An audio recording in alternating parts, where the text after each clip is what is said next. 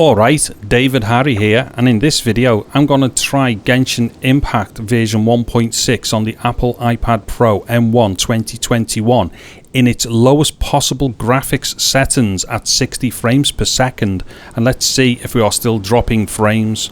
So let me just quickly go to settings and we'll go to graphics, and then from here I can show you exactly what's going on. So here are the settings. So render resolution, we are on lowest. Shadow quality is on low, visual effects is on the lowest, SFX quality is on lowest, environmental detail is on lowest, frames per second is on the 60, and 60 is the least we want to be playing with. So motion blur, we've got that on off, we've got bloom on off, anti-aliasing is off, crowd density is low, and co-op team effects or teammate effects, that's off, but that won't come into play for this video. So what I'm going to do here, I'm just going to move around a bit and then we'll have a look and see what it looks like for frame drops, but then I will put the footage into my video editing system and we will analyze the footage and go through it frame by frame and see what's going on. So let's just jump off here quickly. And then we'll do a little bit of a run around here. I've just seen some frames dropping straight away. Oh, that's terrible. Right. Okay, so there's loads of frames dropping there. Look at this. As I'm turning here, we can see tons of frames dropping. Oh, this is bad, really bad. Because what you've got to understand here is we've taken a massive hit on the quality of the game in order to get the frame rate to go stable, and it's not. And look at this as well, how much of a hit that we've put on the game is actually coming across with all these jagged edges on the edges of things, the graphics, because we've switched off anti-alias and we've also switched off the higher render qualities and stuff and everything like that. So what we're doing here, there's loads of frames dropping everywhere. What we're doing here is like trying to give the game the best opportunity for it to play at a proper 60 by basically just mangling the graphics completely in order to do it. Now let's just get on top of here. Now the one thing is, if you're doing competitive gameplay, you would definitely take a hit on the graphics if it meant that the frame rate was going to be high for you. But we've took a massive hit on the graphics here and we are not getting the benefit for the frame rate. Now let me just jump off here a sec. Now, as we glide down here, let's see what's going on.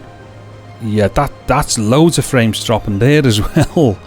Okay, I'll only do a little bit more of this because I need to flip this over onto my editing system so we can definitely analyze the frames if I just crawl through them one at a time and stuff.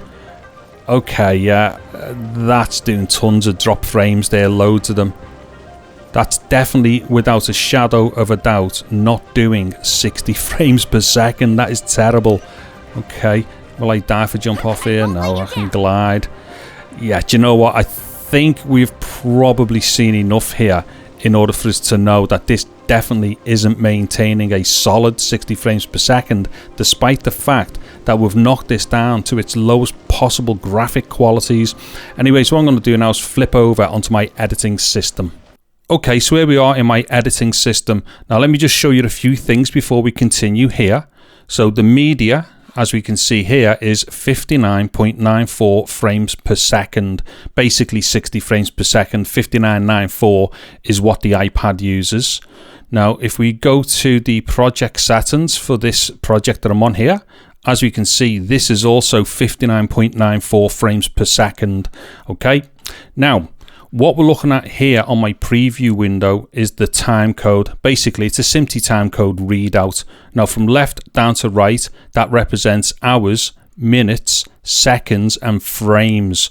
So when I start doing the frame advancing in the timeline, we will see this little counter here, which is the frame counter, moving up and down as I go backwards and forwards. In fact, the entire time will change as I go backwards and forwards. If we watch this now, there we go, it's changing as I'm going backwards, it's changing as I'm going forwards. So that is just telling us what point in the timeline we're at, or in this instance, what time we are at in the media as we scroll through it. But the one that we're interested in here is the frames on the end here, because we're going to use that to gauge what's going on. So what's going to happen here, if I play stuff, we'll see that it plays okay. Actually, I've already seen drop frames there. Okay, right. So what I'm going to do now is just play through some stuff, like play it in real time. We'll have a little look at it. I'll go full screen, we'll have a look at that, and then we'll go back over some stuff, and then we'll analyze it on a frame by frame basis, and we will see that there are a lot of frames being dropped. So just play this bit here. Actually, we can probably see that straight away, it's dropping a load of frames. Okay, let's just go a little bit bigger with that. Yeah, we can see immediately what's going on there. We don't need to look any further at that bit. Let's just come down here. Let's go somewhere else. In fact, let's have a look down here, see what's going on. Is she going to jump off here? There we go. So she jumps off. Let's have a look. There we go. Kind of looks, yeah, it looks okay for the best. Oh no, there we go. Bunch of drop frames there as well. Let's just have a quick look at that full screen. Yeah, we can see frames dropping there and stuff, and that roof did something weird on the building in front. It didn't render properly. Okay, I've come down here.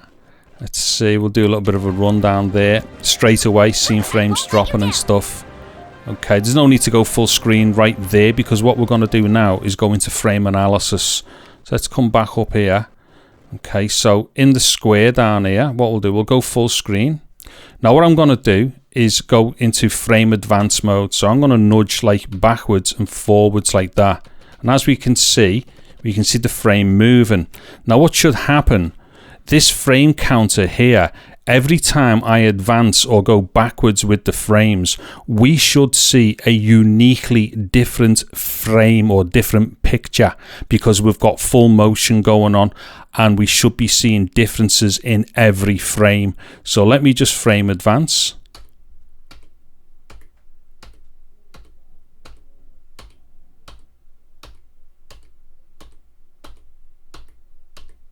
Okay, looking good so far. Now let me get to where she starts turning. Let's have a look here. No, drop frame. So watch this. I'll go back one, go forward one. As we can see down here, we're going to go from frame 28 to frame 29, and there is no difference in the picture. That is telling us that frame 28 has been replicated to frame 29, hence dropped frame. So let me just carry on clicking through.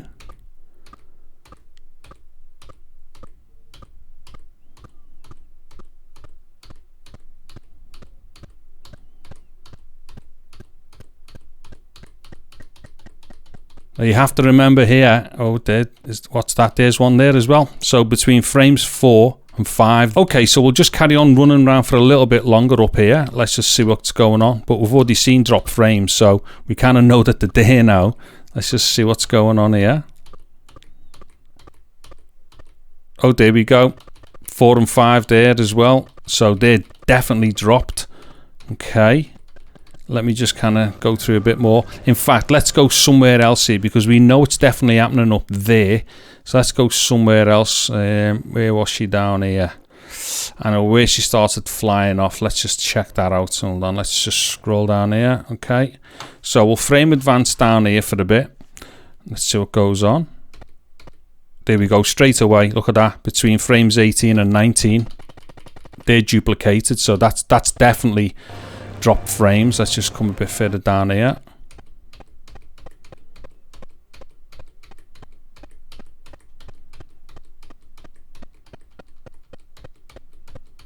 There we go. There's more drop frames there between frame 1 and 2. Okay. Now the thing is, you know, we can carry on doing this all day long. We've already proven that it can't even maintain a solid 60 frames per second with the lowest graphics settings on. Maybe we'll just try one little bit more here somewhere else. Let's just get down here. In fact, right, there's nothing going on really here, so I think this might maintain 60 frames per second properly, because there's no real interaction with anything that she's doing, and there's like nothing really heavy going on the screen. So hopefully this should maintain 60 frames per second for a while.